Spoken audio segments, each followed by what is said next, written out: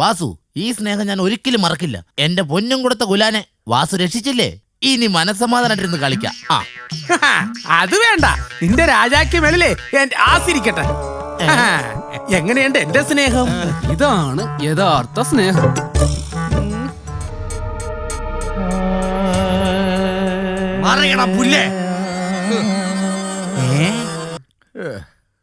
ഇവൻ ഇതെന്തു പറ്റി? ഞാൻ പറഞ്ഞില്ലേ എന്റെ കരുനാക്ക് ഫലിക്കാതിരിക്കില്ല. രമണൻ കഥ പറയാൻ പോയതല്ലേ, നാട്ടുകാര് കൈവച്ച് കാണും.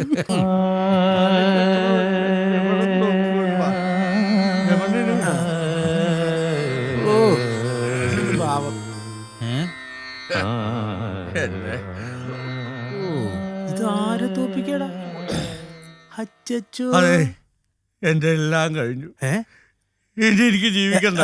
പറ കേക്കട്ടെ. കുടിച്ച് കുടിച്ച് കുടിച്ച് ഞാൻ മരിക്കും.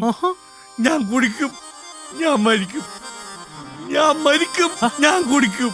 എടാ രമണ, എന്താ സംഭവിച്ചത്? എന്റെ അച്ചായ ഒരു വിധത്തിൽ അവിടുത്തെ ജീവൻ രക്ഷിച്ചെന്ന് പറഞ്ഞാൽ മതിയല്ലോ. ആ കാലമാടന്മാർ എന്നെ കൈവച്ചിട്ട് പറഞ്ഞതെന്താണെന്നറിയോ? ഇനി നിന്റെ ജീവിതത്തിൽ നീയോ നിന്റെ സന്തതി പരമ്പരകളോ കഥ പറഞ്ഞു പോയാൽ തല്ലി എല്ലോടിക്കൊന്ന്. അവരങ്ങനെ പറഞ്ഞ?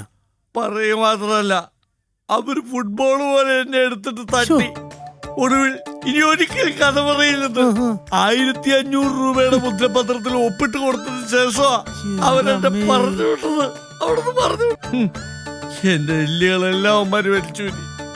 ആകെതായി പോയി. എന്റെ ഭഗവാന്, എന്റെ കലാജീവിതത്തിന് ഇതോടെ തിരിശീല വീണല്ലോ. കാതികം വളർന്നാണ് രമണൻ മരിച്ചു കഴിഞ്ഞു, മരിച്ചു കഴിഞ്ഞു. കലാബോധമില്ലാത്ത ഈ ലോകത്ത് ഒരു കലാകാരനായി പോയതാണ് എന്റെ പരാജയം. എന്റെ എളിയ ജീവിതം ഇവിടെ അവസാനിക്കുന്നു. എല്ലാവർക്കും ഗുഡ് ബൈ.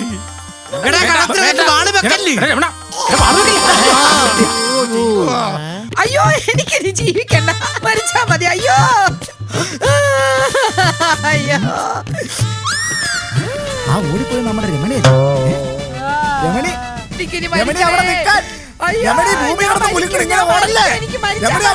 ഞാനാ പറയണ നിക്കാൻ. എന്താ എന്താ പറ്റിയേ? ഭഗവാൻ, രമണം വടിയായോ? കൊതിപ്പിക്കുന്ന വാക്കൊന്നും പറയല്ലേ ഭാർഗവ. അത് ഞാൻ തട്ടിപ്പോയിരുന്നെങ്കിലേ ഞാൻ പടക്കം പൊട്ടിച്ച് ആഘോഷിക്കുമായിരുന്നു. പിന്നെ രമണൻ എന്താ പറ്റിയത്? പഴയ രമണേട്ടൻ ചത്തു. ഇപ്പൊ എന്റെ കൂടെ കഴിയണതേ രമണേട്ടന്റെ രൂപമുള്ള ഒരു കാലമാടനാ. അരെ മുझे मालूम नहीं, മനസ്സിലായില്ല. ഒന്നുമില്ലെങ്കിലേ ഞാൻ ആ ദ്രോഹിയെ കൊല്ലും, അല്ലെങ്കിൽ അവൻ എന്നെ കൊല്ലും. ഏതായാലും ഒരു കൊല ഉറപ്പാ. ഒരു രക്തച്ചൊരിച്ചിൽ ഒഴിവാക്കാന്നുള്ളത് ധീരനായ രാജസ്നേഹിയായ ഈ പട്ടാളം ഭാർഗവന്റെ കടമയാണ്. രമണി, നിങ്ങളുടെ ഫാമിലി ലൈഫിൽ എന്തെങ്കിലും പ്രോബ്ലം ഉണ്ടെങ്കിൽ എന്നോട് ഇങ്ങോട്ട് തുറന്നു പറഞ്ഞു. ഡോക്ടറോടും പട്ടാളക്കാരനോടും ഒന്നും ഒളിച്ചു വെക്കരുതെന്നാ പറഞ്ഞേക്കണേ. രമണി ധൈര്യമായിട്ട് ഇങ്ങ് തുറന്നു പറഞ്ഞേ. ചാത്തന്തറയിൽ കഥ പറയാൻ പോയിട്ടേ തല്ല് വാങ്ങിയതിനു ശേഷം അതിന്റെ സ്വഭാവം ആകെ മാറി. ഇപ്പൊ 24 മണിക്കൂർ മുടിഞ്ഞ കുടിയാ. കഷ്ടം. കുടി മാത്രമാണെങ്കിൽ പോട്ടെ നിക്കാം. കള്ളു കുടിച്ചാലേ എന്നെ കാണുന്നത് തന്നെ കലിയാ. കയ്യെ കിട്ടുന്ന എന്തായാലും എന്നെ എടുത്ത് അടിക്കും. രമണൻ ഇങ്ങനെയൊന്നും ആയിരുന്നില്ലല്ലോ. ഇത്രയൊക്കെ ഉള്ളു മനുഷ്യന്റെ കാര്യം. രമണി, എന്തായാലും ഞാൻ അവനെ ഒന്ന് ഉപദേശിച്ചു നോക്കാം. വെട്ടാൻ നിൽക്കുന്ന പോത്തിനോട് വേദപുസ്തകം വായിച്ചിട്ട് എന്താ കാര്യം? ഇന്ന് തന്നെ അതിയാൻ എന്നെ വെട്ടിക്കൊല്ലം കോടാലി എടുത്തതാ. അതിന്റെ കൈ ഒടിഞ്ഞു പോയത് കൊണ്ടാ ഇന്ന് ഞാൻ കഷ്ടിച്ച് രക്ഷപ്പെട്ടത്. സംഗതി ബഹുത്ത് ബഡാ കോംപ്ലിക്കേഷൻസ് ഹേ. ഒരു കോംപ്ലിക്കേഷനും ഇല്ല. ആ കാലമാടന്റെ വെട്ടുകൊണ്ട് ചാവുന്നതിലും ഭേദേ സ്വയം ചാവുന്നതാ. ഞാൻ ആപ്ലിക്കേഷൻ അല്ല, ആത്മഹത്യ ചെയ്യാൻ തീരുമാനിച്ചു കഴിഞ്ഞു. ആത്മഹത്യ ചെയ്യാനൊക്കെ വളരെ ഈസിയാ, പക്ഷെ ആത്മഹത്യ ഒന്നിനും ഒരു പരിഹാരമല്ല. പിന്നെ ഞാൻ എന്താ ചെയ്യേണ്ടത്? പട്ടാളം ഒന്ന് പറ. രമണിയുടെ എല്ലാ പ്രശ്നത്തിനും പരിഹാരം കാണാൻ പറ്റിയ ഒരു വലിയ മനുഷ്യനുണ്ട്. ആരാ ആരാ വലിയ മനുഷ്യൻ? ബ്രഹ്മശ്രീ ചെല്ലപ്പാനന്ദ തിരുവടി.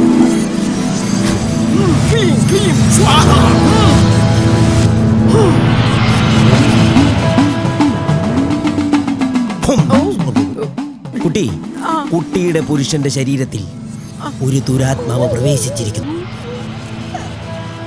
ആ ദുരാത്മാവാണ് കുട്ടിയെ അപായപ്പെടുത്താൻ ശ്രമിച്ചുകൊണ്ടിരിക്കുന്നത്. ആ ദുരാത്മാവിനെ അപായപ്പെടുത്താൻ എന്തെങ്കിലും വഴിയുണ്ടോ തിരുവടികളെ? ഈ ബ്രഹ്മശ്രീ ചെല്ലപ്പാനന്ദ തിരുവടികൾ വിചാരിച്ചാൽ പരിഹാരം കാണാത്ത ഒരു സംഭവവും ഈ ഭൂമുഖത്തില്ല മകളെ. എന്നാ തിരുവടികൾ എന്റെ കാര്യത്തിലൊന്നും മനസ്സ് വെക്കണം. നിന്റെ കാര്യത്തിൽ മാത്രമല്ല, ഇവിടെ വരുന്ന എല്ലാ ശ്രീജനങ്ങളുടെ കാര്യത്തിൽ നാം മനസ്സ് വെക്കാറുണ്ട് ഭക്തേ. ഒന്ന് സ്പീഡാക്കി തരണം തിരുവടികളെ. കുട്ടിയുടെ ഭർത്താവിന്റെ കഥാപ്രസംഗം കേട്ട് ഹാർട്ട് അറ്റാക്ക് വന്ന് തട്ടിപ്പോയ ഒരാളുടെ ദുരാത്മാവാണ് കൂടെയുള്ളത്. ഞാൻ കുട്ടിക്കൊരു വശീകരണ യന്ത്രം തരാം. അയ്യോ, യന്ത്രങ്ങളൊന്നും പ്രവർത്തിപ്പിക്കാൻ എനിക്ക് അറിഞ്ഞുകൂടാ. നമ്മുടെ യന്ത്രം കറുത്ത ചരടിൽ കെട്ടിയ ഒരു തകിടാണ് മകളെ. ഈ തകിട് നീ നിന്റെ ഭർത്താവിന്റെ അരയിൽ കെട്ടിക്കഴിഞ്ഞാൽ സകല പ്രശ്നങ്ങളും മാറിക്കിട്ടും. അതൊന്നും സാധിക്കുമെന്ന് തോന്നുന്നില്ല തിരുവടികളെ. കള്ളും കുടിച്ച് ലക്കും കെട്ടുവരുന്ന രമണേട്ടന്റെ മുമ്പില് ചെല്ലാൻ പോലും എനിക്ക് ചിന്തിക്കാൻ കഴിയുന്നില്ല. ഒരു പുരുഷനെ മയക്കെടുക്കാനുള്ള വിദ്യ നിന്നോട് നാം പ്രത്യേകം പറഞ്ഞു തരണോ?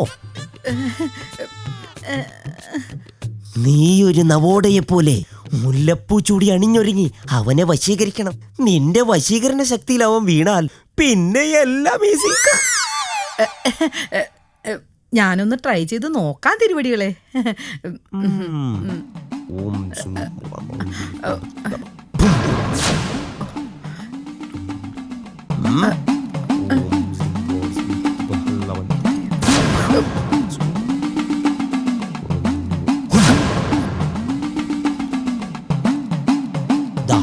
പ്രാർത്ഥനയോടെ ഇത് വാങ്ങിക്കൊള്ളാ.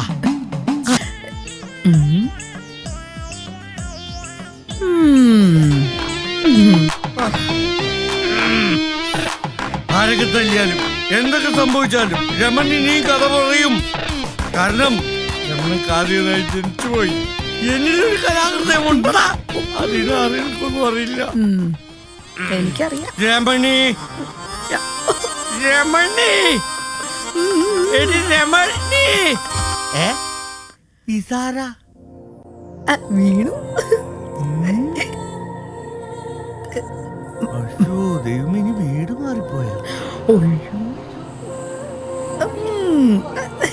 ശരിയായത് രമണിയല്ല.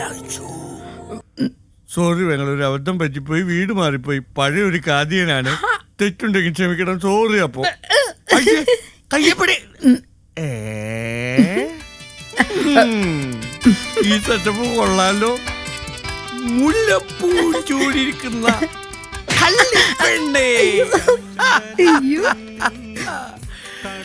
Beautiful wonderful girl. ഇവൾ എന്നെ മയക്കാൻ വേണ്ടി തന്നെ ഇരിക്കുക. പതുക്കെ ഒന്ന് വളച്ചേക്കാം.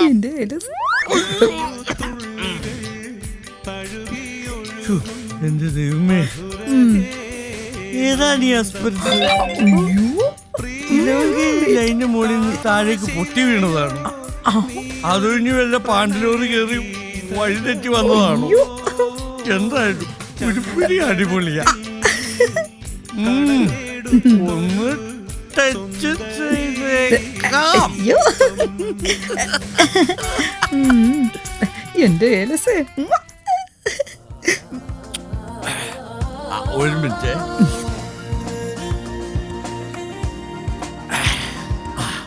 ഇനി ഞാൻ എന്നെ കുറിച്ച് തുറന്നു പറയാം. ഞാൻ പറഞ്ഞില്ലേ, ഞാൻ ഒരു പഴയ കാതികന. പക്ഷെ എന്റെ ഏറ്റവും വലിയ പരാജയം എന്ന് പറഞ്ഞു കഴിഞ്ഞാൽ എന്റെ ഭാര്യ. നിങ്ങൾക്കറിയാമോ, സ്വന്തം ഭാര്യയുടെ കയ്യിൽ ഒരിക്കൽ സ്നേഹത്തിന് വേണ്ടി കേഴുന്ന ഒരു പലമുഴക്കി വേളാമ്പലാണ്.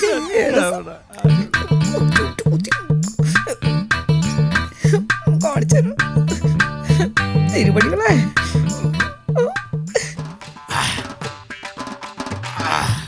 അതെ, എനിക്കൊരു തലതെറിച്ച ഭാര്യ ഉണ്ടെന്ന് പറഞ്ഞില്ലേ, അവൾ മനുഷ്യ സ്ത്രീ അല്ല, താടക ഭദ്രകാളി. മനുഷ്യന്റെ രക്തം ഊറ്റി ഊറ്റി കുടിക്കുന്ന ഞങ്ങളിവിടെ ഒരു മിനിറ്റ് വെയിറ്റ് ചെയ്യാം. ഞാൻ വീട്ടിൽ പോയി അവളെ കുത്തിക്കൊന്നിട്ട് ഞാൻ വരാം.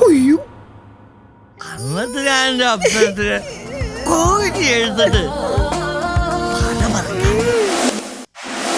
ഞാൻ കോരിയെടുത്താ മതിയോ? മതി. എനിക്കൊരു അബദ്ധം പറ്റില്ല, ഞാൻ ചുമ്മാ പറഞ്ഞതല്ലേ.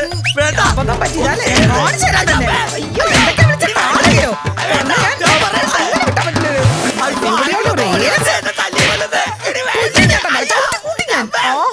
അത്ര